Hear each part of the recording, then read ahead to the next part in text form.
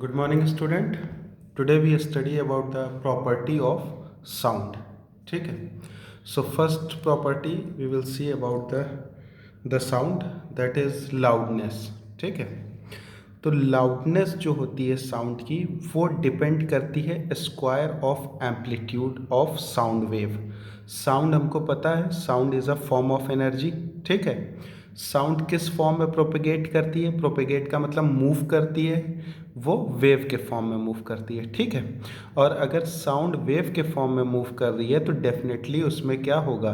Amplitude होगा, frequency होंगी. ठीक है. तो जो साउंड की लाउडनेस है वो किस चीज़ पर डिपेंड करती है? स्क्वायर ऑफ एम्पलीट्यूड पर. मीन्स एम्पलीट्यूड जितना ज़्यादा होगा उतनी ही ज़्यादा साउंड की लाउडनेस होगी. तो यहाँ पर हम लोग उसका एग्जाम्पल देख सकते हैं. यहाँ पर हमने देखा कि ये जो है वेव है, ये साउंड वेव है. ठीक है. इसका मैक्सिमम कितना डेविएशन हो रहा है मीन पोजीशन से आइदर साइड पर? कितना डेविएशन हो रहा है? यहाँ से लेके यहाँ तक हो रहा है. तो यही इसका एम्पलीट्यूड हुआ. एम्पलीट्यूड का क्या मतलब होता है कि मीन पोजीशन से जितना मैक्सिमम डेविएशन होता है वही एम्पलीट्यूड कहलाता है. तो ये मीन पोजीशन है. ठीक है. इसका कितना मैक्सिमम डेविएशन हो रहा है मीन पोजीशन से? यहाँ से लेके यहाँ तक हो रहा है. तो इसकी वैल्यू है यहाँ पर 5. तो ये जो लाइन है ये क्या कहलाएगी? ये इसका एम्पलीट्यूड कहलाएगी. ठीक है. इसी तरीके से हम लोग ये वाली वेव देखेंगे. ये भी क्या एक साउंड वेव है. ठीक है. और एम्पलीट्यूड का क्या मतलब होता है? Maximum deviation from either side from mean position. ठीक है. तो ये वाली लाइन जो है वो मीन पोजीशन है, मिडिल लाइन. इससे इसका डेविएशन कहाँ से कहाँ तक हो रहा है? यहाँ से लेकर यहाँ तक हो रहा है. ठीक है. तो ये जो पूरा एरो है वो क्या है? एम्पलीट्यूड है. और ये कितना है? इसकी वैल्यू यहाँ पर करस्पॉन्डिंग वैल्यू वो है 10. तो यानी कि इसका इस वेव का एम्पलीट्यूड ज़्यादा है और इस वेव का एम्पलीट्यूड कम है. ये हम लोग को फिगर से बिल्कुल क्लियरली दिख रहा है कि इसका एम्पलीट्यूड कम है और इसका एम्पलीट्यूड क्या है? ज़्यादा है. तो एम्पलीट्यूड ज़्यादा होने का क्या मतलब हुआ? कि लाउडनेस ज़्यादा हो गई. ठीक है. क्यों? क्योंकि लाउडनेस किस पर डिपेंड करती है? स्क्वायर ऑफ एम्पलीट्यूड पर डिपेंड करती है. ठीक है.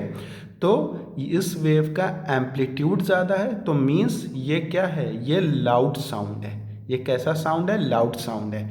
और इस साउंड वेव का एम्पलीट्यूड कम है तो ये कैसा साउंड है? ये फेबल साउंड है या सॉफ्ट नोट जिसको हम लोग कह सकते हैं. ठीक है. लाउडनेस क्या है? वो एक सब्जेक्टिव प्रॉपर्टी है और एम्पलीट्यूड क्या है? वो एक ऑब्जेक्टिव प्रॉपर्टी है. इसका क्या मतलब हुआ? इसका ये मतलब हुआ कि लाउडनेस को हम मेजर नहीं कर सकते, उसको हम महसूस कर सकते हैं, फील कर सकते हैं. ठीक है. अगर कोई साउंड लाउड है तो हमको लगेगा कि ये साउंड लाउड है, या कोई बहुत धीमा बोल रहा है मीन्स किसी का सॉफ्ट नोट है या फेबल साउंड है तो हम लोग को लगेगा कि इसकी लाउडनेस कम है. ठीक है. तो लाउडनेस जो है वो सब्जेक्टिव प्रॉपर्टी है. ठीक है. और ये लिसनर पे भी डिपेंड करेगी कि कौन कितनी तेज़ी से सुन सकता है. ठीक है. तो बेसिकली लाउडनेस क्या है? इसको हम लोग महसूस करते हैं, फीलिंग है एक तरह से. तो ये सब्जेक्टिव प्रॉपर्टी कहलाएगी. ठीक है. बट लाउडनेस को हम लोग कैसे मेजर करेंगे? लाउडनेस को हम लोग मेजर करेंगे एम्पलीट्यूड की हेल्प से. ठीक है. तो यानी कि एम्पलीट्यूड जो है उसको मेजर किया जा सकता है तो वो क्या कहलाएगा? ऑब्जेक्टिव कहलाएगा. तो सिंपल वर्ड में हम लोग ये कह सकते हैं कि जिस चीज़ को हम लोग मेजर कर सकते हैं, मेजरमेंट कर सकते हैं, जैसे एम्पलीट्यूड का मेजरमेंट कर सकते हैं तो वो ऑब्जेक्टिव कहलाएगा. एम्पलीट्यूड हम लोग देख सकते हैं ना, यहाँ पे ये देखो, यहाँ से लेके यहाँ तक मेजरमेंट किया, कितना आया? 10 आया. और इसका एम्पलीट्यूड यहाँ से लेके यहाँ तक मेजरमेंट किया, कितना आया? 5 आया. यानी कि एम्पलीट्यूड को हम लोग मेजर कर सकते हैं 10, 5. ठीक है.